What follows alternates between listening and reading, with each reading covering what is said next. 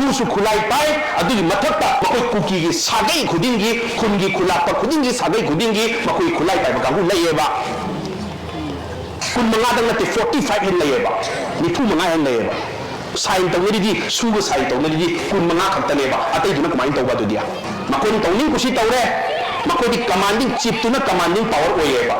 cookie dominated area दी कमाइन तौगे हाइव तमदा हेरिडिटरी चिफ्टेनशिप हारिसे हेरिडिटरी चिफ्टेनशिप से मिजोरम दगी लौथोकरे नागालैंड दगी लौथोकरे त्रिपुरा दगी लौथोकरे इवन मेमा दगी लौथोकरेबा हेरिडिटरी चिफ्टेनशिप हाइबे अथदी आई तोंबा कौरे आई चिफनी अदुना आई इचा चावबा कौम ले चावबा नंग आई इचा दो चिफ सी आई चिफ ओरमिना नंग चिफ ओगदमी मयाम खंबी दरकार लेते प्रजा मवा लौदे ए अमाना चिफ ओगदमी अदुगा माना हाइगे तौगदमी आई पारेंबा पावर चिफ से मंगोंदो हेलगदमी हाइबसे hereditary चिफ्टेनशिप कौवेबा democratic Chatap country India गुंबा मदा सिगुंबा तौनिंग कुसी तौबसे तौबा याब्रने हाइबिरौने अदु यादे हाइबेगे दमत चाही 53 ममांगदा acquisition of the chief rights act 1967 से पास तौग्रबने मामा पास तौग्रबसे हौजिपो मपुंग फाना चदरमदबसे मपुंग फाना चदरमगदी कुकी की चिफ सिंसे खुलाई पाइरगा तौनिंग कुसी तौरमिसे हांदोंगिसे मोय तांदोपा यारंगजाने हाइबिरौने चाही 53 सिबौद तुमिन ललमिसे करिगिनो तदुना सेबसदा सुमो हौजियु सोय ममांसु दुम सोय लाई मोय मसे हुनबे मतम नते करिगिनो हाइजगे को अदु हाइरगदी मोय खंगी खंगम दोइने मोयदी अदु हाइरगदी कइनो अदु कांगुदो वोट फंगरोय अदु कांगुदो तौररोय मकोइदी कारेक्पा एमएलए म्यामदुना आई सीएम ओइबदा ओहेलरोय अदगिदी आई मिनिस्टर ओइबदा ओहेलरोय मोने सपोर्ट तौबिरा अरोयना अदु गिदमत नंदर थममिसे अदुना सेना हाइबदा अदुगी पोटो लेबगी मसागी चौकरी पामगी तौरगा लापने कोइ जी सोरिसे मेगी तांगम नते ममा दे सोय लापने जी वारिसे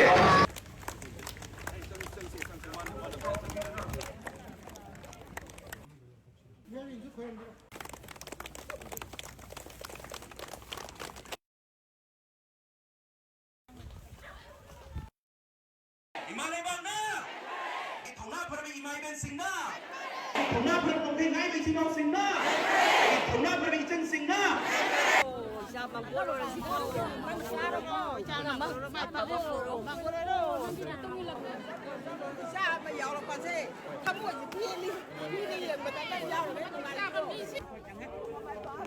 पोटुदा सुन नंबरबदा कोई यारगा लापगे नतो कोई वादी से नसाना पॉप चाक्सरी सिदी करिनो हाय मतमदा मखोइगी कुकी ब्यूरोक्रेट ऑफिसर म्याम सिन सानरम मनुंग लीला कुकी की राजनीति वाला सिन सानरम मनुंग लीला लिसा सिन लिस सही क्या सानरम लीला से मखोइगी फत्र बनेबा अदुबु लेरिबा पॉलिटिकल लीडर म्याम सिन ngasi boga tumin leirambase sini bokoi pop chaidi se narabada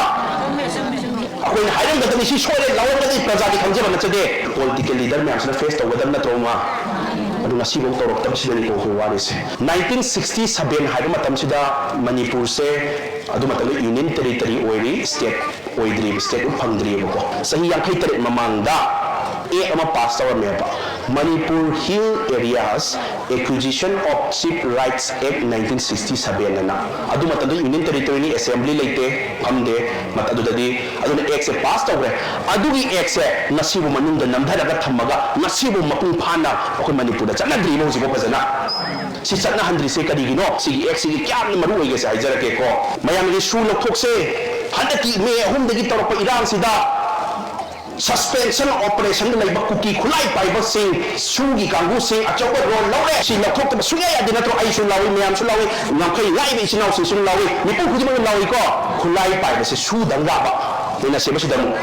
सुदी लखोक सुया यारोयबा को सु या फजरा यावर मोय ग्राउंड रूल फॉलो तौद्रे सु अदो सु खुलाई पाइ अदुगी मथक्ता मकोय कुकी की सागै खुदिंगी खुनगी खुलापा खुदिंगी सागै खुदिंगी मकोय खुलाई पाइबा कांगू लैयेबा 15 नते 45 हेन लैयेबा 95 हेन लैयेबा साइन तौनदी सूग साइन तौनदी 15 खतनेबा अतैदुना कमाइन तौबा दुदिया मकोन तौनिंग कुसी तौरे मकोदी कमांडिंग चीफ तुना कमांडिंग पावर ओयेबा नागागी इचिनाव सिंसिगी मकोगी चिफ्टी कमाइन तौगे हारंदा पब्लिक इशू लेमतंदा पब्लिक का खनरगा याम डेमोक्रेटिक ओय बोंगदा चीफ तो खल्लेबा कुकी डोमिनेटेड एरिया दी कमाइन तौगे हारंदा हेरिडिटरी चिफ्टेनशिप हारिसे हेरिडिटरी चिफ्टेनशिप से मिजोरम दगी लौथोकरे नागालैंड दगी लौथोकरे त्रिपुरा दगी लौथोकरे इवन मेमा दगी लौथोकरेबा हेरिडिटरी चिफ्टेनशिप हाइबे अथदी आई तोंबा कौरे आई चिफनी अदुना आई इचा चावबा कौम ले चावबा nang aigi ichado chip si aina chip oramina nang chip oigadami mayamna khanbi dakar ite praja mawa laude ai amana chip oigadami aduga mana hairige tawgadami aina paremba power chip se mangondo hengadami haibase hereditary chip tension kaweba a democratic chatpa country India gumba mada sigumba tawningu si tawbasi tawba yabrane haibirone adu yadi haibige damata chahi yankhai tere mamanda Acquisition of the Chip Rights Act 1967 से पास तो उग्र नहीं होगा पास तो उग्र बसे हौजी को मपुंग फाना चलने में बसे मपुंग फाना चलने में मगर कुकी की चिप सिंह से खुला ही पाएगा तो उन्हीं को सीता उन्हीं बसे हांडों में से वो तांडों पे यारम कर जाने दागी रहने चाहिए यांखई तरह सिबों द तुम्हीं नहीं मिसे करीगिनो तो नहीं नसेबस द सुमो यांखई तरह तुम्हीं नहीं मिसे करीगिनो हाय बसे करीगिनो हाय जे जो न चाना एनिस हाइमिंग में हाय जो आई दगा अंता दे हौजी जो सोई ममांग सुधुम सोई लाई मोई मसे हुन्नबे मतम नते करीगिनो हाय जे को अदु हाय रगदी मोई खंगी खगम दोइने मोई दी अदु हाय रगदी कइनो अदु कांगु दो वोट फंगनोय अदु कांगु दो तौरनोय मकोइदी कारक प एमएलए म्यामदुना आई सीएम ओइबदा ओहेलरोय अदगिदी आई मिनिस्टर ओइबदा ओहेलरोय मोने सपोर्ट तौबिरा अरोय ना अदु गिदनोतम गंधर थममिसे अदुना सेना हायबदा अदुगी पोटो लैबगी मसागी चौकरी पामगी तौरगा लापने कोइ जी सोरिसे मेगी तांग नति ममा दे सोइ लापने जी वारी से सोरम म्याम से कोइ यारगा लाप प्रजा सु खंजे पोते दो अदो पॉलिटिकल लीडर्स बैक्सी मसी बु सोइ लापने कोइ जी वारी से ना कोइ जी कोइ असेंबा चुम से हाइग मथौ ताय कुकी ने दी हाइ महेश्वर से याम हेड स्पीच नांगी कम्युनल स्पीच नते से असेंग से हाउ द्रगे कदान हाइनी सी हेड स्पीच नते कोई हाइद्रगदी असेंग बचुबदो हाइद्रगदी मनुंद नंजल थमबई नत्रो प्रजा खंगलमदबई नत्रो नसा पावर बडी पाइजदे अदुसु अचुबसे मयाम हाइद